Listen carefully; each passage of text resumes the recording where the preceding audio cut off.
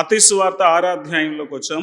ఈ 6వ అధ్యాయంలో మొదటి వచనం దగ్గరే ఉన్నాం. ఇంకా ఈ మొదటి వచనాన్ని ఇంకా మనం పూర్తి చేయలేదు. మత్తయి సువార్త 6:1 మనుషులకు కనబడవలనని వారి ఎదుట మీ నీతి కార్యము చేయకుండా జాగ్రత్త పడుడి, లేని ఎడల పరలోకమందున్న మీ తండ్రి యొద్ద మీరు ఫలము పొందరు. శాస్త్రులు పరిసయ్యుల గురించి ఎందుకు ప్రభు హెచ్చరిస్తున్నారని వాళ్ళ వేషధారణ గురించి 3 అంశాలు చెప్తూ ముగించారు. ఎందుకు దేవుడు వాళ్ళని అసహించుకుంటున్నాడంటే వాళ్ళు పైకి గొర్రెల్లా కనపడుతున్న లోన క్రూరమైన తోడేళ్ళు, వాళ్ళ బయటికి అందముగా శృంగారంగా కనపడుతున్న లోన కుళ్ళిన శవాల కంపు కొట్టేటువంటి సొన్నం కొట్టిన సమాధులు.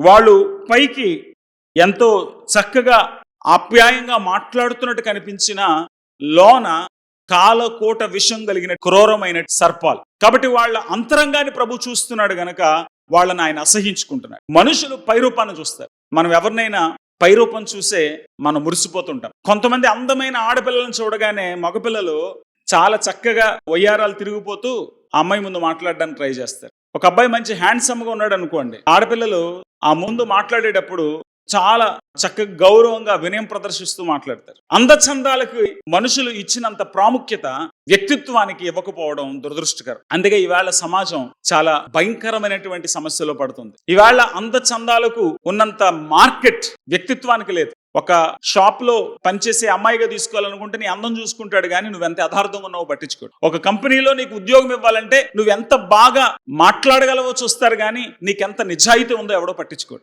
సాధారణంగా నిజాయితీ కలిగిన వాళ్ళు ఏ సంస్థలో పనిచేస్తున్నా ఎన్నో ఇబ్బందులు పడుతూ ఉంటారు. కష్టపడి పనిచేసేటువంటి వాళ్లను గుర్తించేటువంటి సమాజంలో మనం ఇవాళ లేం. ఎవరు కళ్ళబొల్లి మాటలు మాట్లాడతారు, ఎవరు చక్కగా ఇచ్చకపు మాటలు మాట్లాడతారు, వాళ్ళనే ఈ సమాజం గుర్తిస్తుంది. ఇలా మాట్లాడే వాళ్ళకే ఇవాళ ప్రజలు ఓట్లు ఇస్తున్నారు. కానీ వాళ్ళు నిజంగా ఏదైనా చేస్తున్నారా అని ఆలోచించలేని దౌర్భాగ్యతలో ఉన్నారు. మాటల మాయలో పడిపోయారు. మాటల మాయలో, మతాల ఊబిలో చిక్కుపోయారు. కానీ దేవుడి దగ్గర ఇవన్నీ చెల్లవు. దేవుడు మాటలు చూడగాని మనిషి అంతరంగాను చూస్తాడు. ఇర్మియా గ్రంథం 17వ అధ్యాయం 9వ వచనంలో మానవ హృదయం ఎంత చెడిపోయిందో చెబుతూ ఆ తర్వాతి వచనాల్లో అంటాడు, యెహోవా అను నేను అంతరంద్రియములను పరిశీలించువాడను. ఇర్మియా గ్రంథం 17వ అధ్యాయము 10వ వచనం ఒకని ప్రవర్తనను బట్టి వాని క్రియల ఫలము చొప్పున ప్రతికారము చేయుటకు యెహోవా అను నేను హృదయమును పరిశోధించువాడను, అంతరంద్రియములను పరీక్షించువాడు. నేను అంతరంగాన్ని పరీక్షిస్తున్నాను. పైన చూడటం లేదు.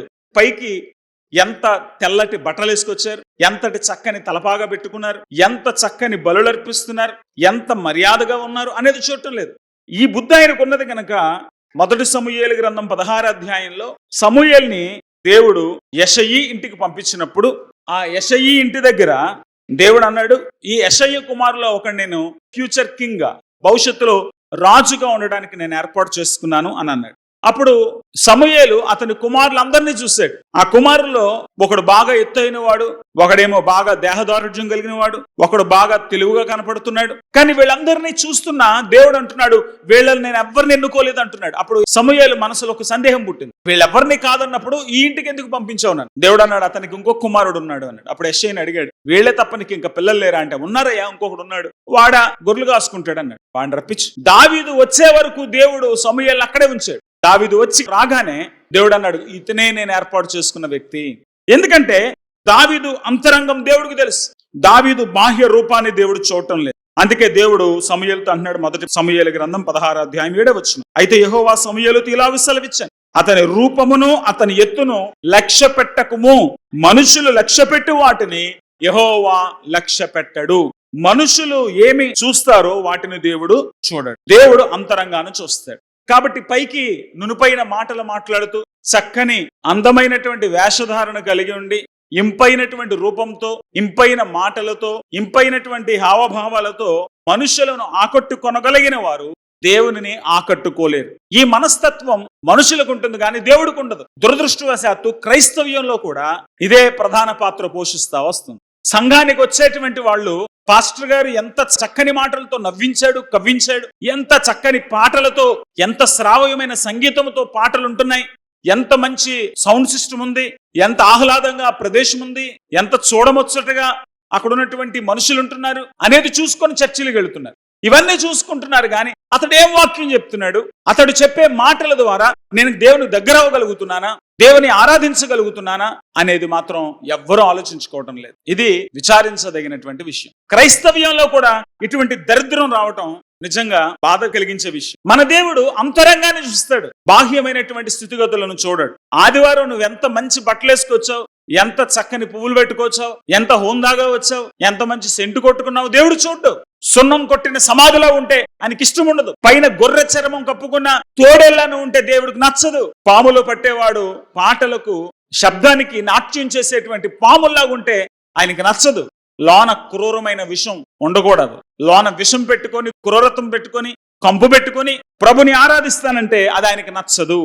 లోనొక రూపం, బయటొక జీవితం, లేక బయటొక రూపం, లోనొక మనస్తత్వం. దీన్ని ఒక మాటలో చెప్పాలంటే వేషధారణ అంటారు. అసలు ఈ వేషధారణ గురించి బైబిల్ ఏం చెప్తుంది అనేది కొంచెం ఈ పూట ఆలోచన చేయడానికి ప్రయత్నం చేద్దాం. వేషధారి అంటే తానొక విషయాన్ని నమ్ముతున్నానని చెప్తాడు, కానీ అతని ప్రవర్తన దానికి ఏమాత్రం సంబంధం లేకుండా ఉంటుంది. ఉదాహరణకు కొంతమంది నేను పెద్ద పోలీస్ ఆఫీసర్నే అంటాడు, కానీ దొంగను చూస్తే ముందు ఈడి పారిపోతాడు. ఎవడైనా రౌడీ లేకపోతే ఎవడైనా హంతకుడు కత్తి పట్టుకుని తుపాకీ పట్టుకుని తిరుగుతున్నాడు అనుకోండి, వీడు తోక ముడుచుకొని లోన్ కూర్చుంటాడు. పోలీస్ ఆఫీసర్ అనగానే మనందరి మనసులో ఏముంటది, ఇతను వెళ్ళి అతన్ని ఒక్కడు కొట్టి అతన్ని నుంచి ప్రజలను రక్షించాలనుకుంటాం. కానీ కొంతమంది సామాన్యమైన ప్రజల కంటే కూడా పిరికి పందలుగా ఉంటారు. అప్పుడు అనుకుంటాం వీడు వేషానికే పోలీసు గాని ఏమాత్రం కూడా ధైర్యం లేదని. కొంతమంది చాలా చక్కని పాండిత్యం కలిగిన వారిగా కళ్ళబొల్లి మాటలు మాట్లాడతారు, కానీ పరీక్షలు వచ్చేసరికి వాళ్ళు ఫెయిల్ అయిపోతూ ఉంటారు.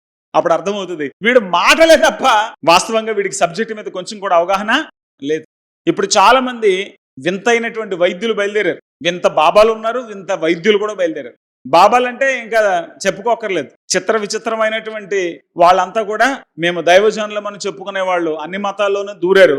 అలాగే చిత్ర విచిత్రమైన వంటలు చేస్తారు. వంటల ఛానల్కి చాలా డిమాండ్ ఉందని తెలిసి అందరూ వంటలే చూపిస్తున్నారు. లేదా వైద్యం, ఏ ఆకు కనపడితే ఆకు ఇదే షుగర్ తగ్గుతుంది అంటాడు. ఇక మాలాంటి వాళ్ళు ఏంటి, ఏదైనా తిన్నా తగ్గిపోద్దని ఆడు పచ్చగడ్డి తినమన్నా తినే టైపులో ఉన్నాం మేము. ఇది తింటే మీకు పిల్లలు పుడతారు అనేది ఒకప్పుడు మంచి పాపులారిటీ ఉన్న పదం. ఇప్పుడు పాపులారిటీ ఏంటంటే ఇప్పుడు తింటే మీకు షుగర్ తగ్గిపోతుంది. షుగర్ క్యాపిటల్ అంట మన ఇండియా. ప్రపంచానికే షుగర్ కలిగినటువంటి ఎక్కువ మంది షుగర్ వ్యాధిగ్రస్తులు కలిగినటువంటి దేశం మనది. కాబట్టి ఎవడు ఏం చెప్పినా దాన్ని గుడ్డిగా అనుసరిస్తూ ఉంటాం. మన ఆకులు మన అలములు తింటే మనకు అన్ని వ్యాధులు పోతాయి అని అనుకుంటే మరి వీళ్ళంతా హాస్పిటల్ ఎందుకు ఉంటున్నారో నాకు అర్థం కావట్లేదు. హాస్పిటల్స్ ఏం తగ్గట్లేదు కదా, రోజు రోజుకి హాస్పిటల్ సంఖ్య పెరుగుతుంది. మల్టీ స్పెషాలిటీ హాస్పిటల్స్ ప్రతి పల్లెటూరులోకి వచ్చేస్తున్నాయి. ఆకులు అలములకు అన్ని తగ్గిపోతాయి అనుకున్నప్పుడు మరి ఎందుకు ఇన్ని వైద్యశాలలు వస్తున్నాయి అంటే ఆ వైద్యం వికటిస్తుంది, ఆ వైద్యం సరిపోవట్లేదు. ఆ మాటకు వస్తే పెద్ద హాస్పిటల్ పెట్టుకున్న ప్రతి డాక్టర్ని కూడా నమ్మాల్సిన అవసరం లేదు. వైద్యం పేరున వాళ్ళు దోచుకుంటున్నారు, వైద్యం పేరున కొంతమంది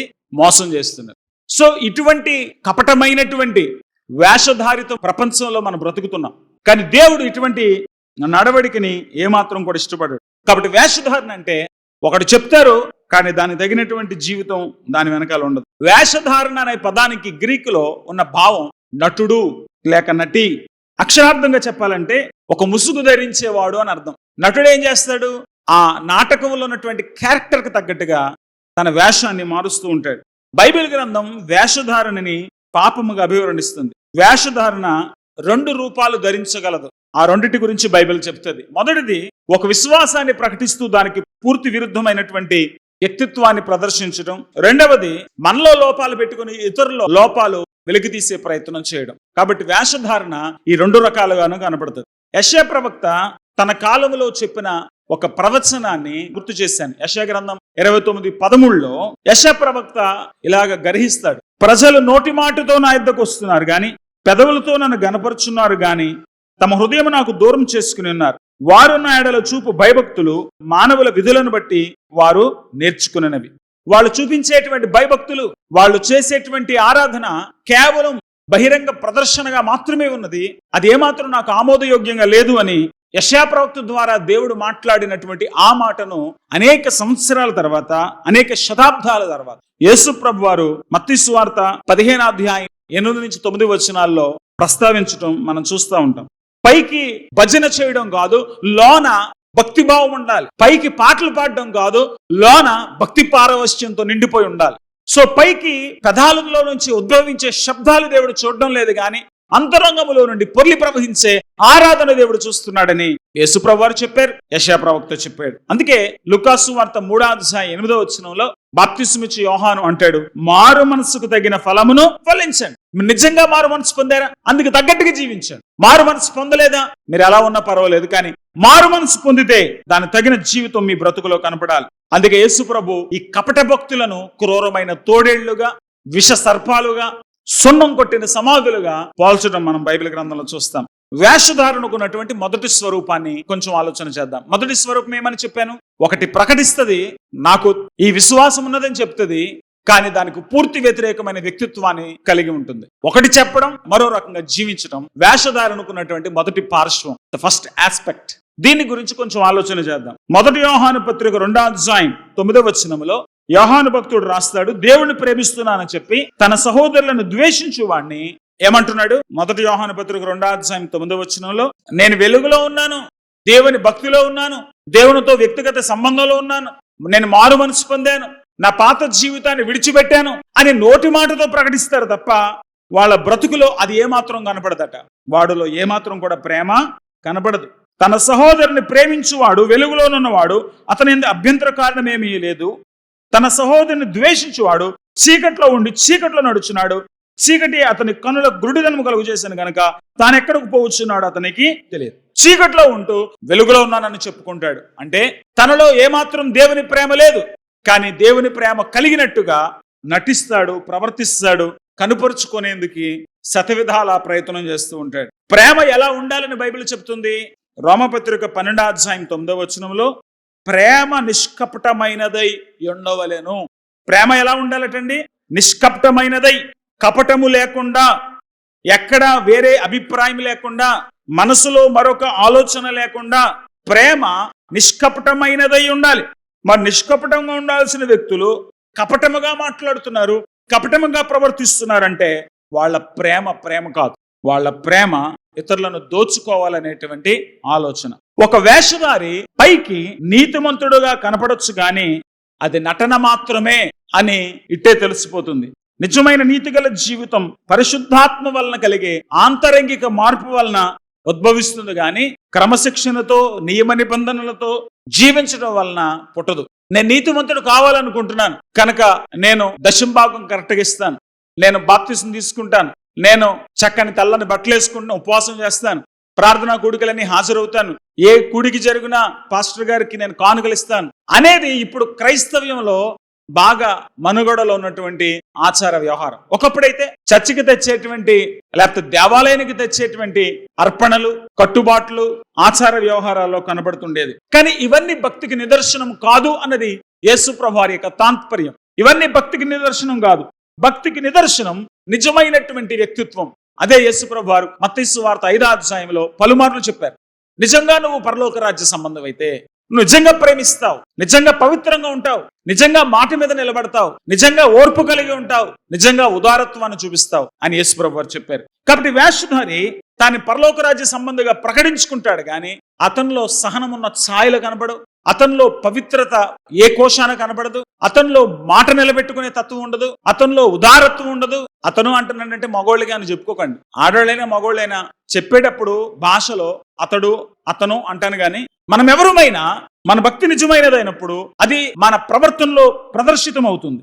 మన ప్రవర్తన వేరుగా, మన ప్రార్థనలు వేరుగా ఉన్నప్పుడు మన భక్తి నిజమైనది కాదని తేటతలం అయిపోతుంది. అందుకే మదర్ తెరిసా అన్న ఒక మాటను చాలా మంది ప్రస్తావిస్తూ ఉంటారు. ప్రార్థించే పెదవుల కన్నా సాయం చేసే చేతులు మిన్న అని ఆవిడ అన్నదని చెప్తారు. ఆవిడ అన్నదో లేదో నాకు తెలియదు కానీ ఆ మాటల్లో చాలా భావం ఉంది. నువ్వు పెదాలతో పలికే ప్రార్థనల కంటే నీ ప్రవర్తనలో నీ ప్రేమతత్వాన్ని చూపించడం, దేవుడి పట్ల నీకున్న భక్తిభావాన్ని ప్రదర్శించడం చాలా ప్రాముఖ్యం. కాబట్టి వేషధారణ ఒకటి ప్రకటిస్తుంది, మరొక రకంగా జీవిస్తుంది. మత్తయి సువార్త 23:5-6 మనుషులకు కనబడు నిమిత్తము తమ పనులన్నీ చేయుదురు. వేషధారులు ఏం చేస్తారటండి? మనుషులకు కనబడాలని మాత్రమే చేస్తారు. వాళ్ళ వస్త్రాలు కూడా ఎలా ఉంటాయంట?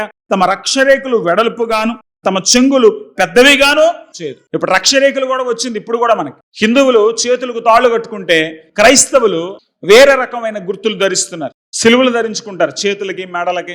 బైబిల్లో చెప్పిన రక్షరేకులు అవి కాదు. వీళ్ళు ఏం చేసేవారంటే నెత్తి మీద ధర్మశాస్త్రపు ఆజ్ఞలు బాసికల్లా తలకు కట్టుకుంటారు అనమాట యూతులు. నెత్తి మీద వచ్చిన టోపీ పెట్టుకుంటారు, దేవుడే మాకంటే పైన ఉన్నాడని చెప్పడానికి. వాళ్ళ వస్త్రాలకి తాళ్ళు వదులుకుంటారు, గడ్డ ప్రక్కలు పెంచుకుంటారు. ఇవన్నీ చూడగానే అబ్బో చాలా భక్తి కలిగిన యూదుడు అనుకోవాలన్నమాట. కానీ ఇవన్నీ పై వేషమే, లోన భక్తి లేదు. కాబట్టి మీరు అలా ఉండకూడదు, అది వేషధారుల ప్రవర్తన అని యేసుప్రభువు వారు తెలియజేస్తున్నారు. 2 కొరింథీ పత్రిక 3వ అధ్యాయం 8వ వచనం నుంచి కనుక మీరు చదివితే ఆత్మ సంబంధమైనటువంటి జీవితానికి భౌతిక సంబంధమైన భక్తికి ఎంత వ్యత్యాసం ఉంటుందో మీకు అర్థమవుతుంది. ఇదంతా నేను మీకు వివరించను. కానీ వేషధారణ గురించి చెప్పుకోవాల్సి వస్తే మొట్టమొదటిగా వేషధారులు అంటే ఎవరంటే పైకి ఒకటి చెప్తారు, లోన దానికి వ్యతిరేకమైన జీవితం కనబడుతుంది. రెండవది వేషధారులు అంటే ఎవరు అంటే వాళ్ళలో ఎన్నో లోపాలు పెట్టుకొని ఇతరుల్లో పాపాలను ఎత్తి చూపించడానికి ప్రయత్నం చేస్తూ ఉంటారు.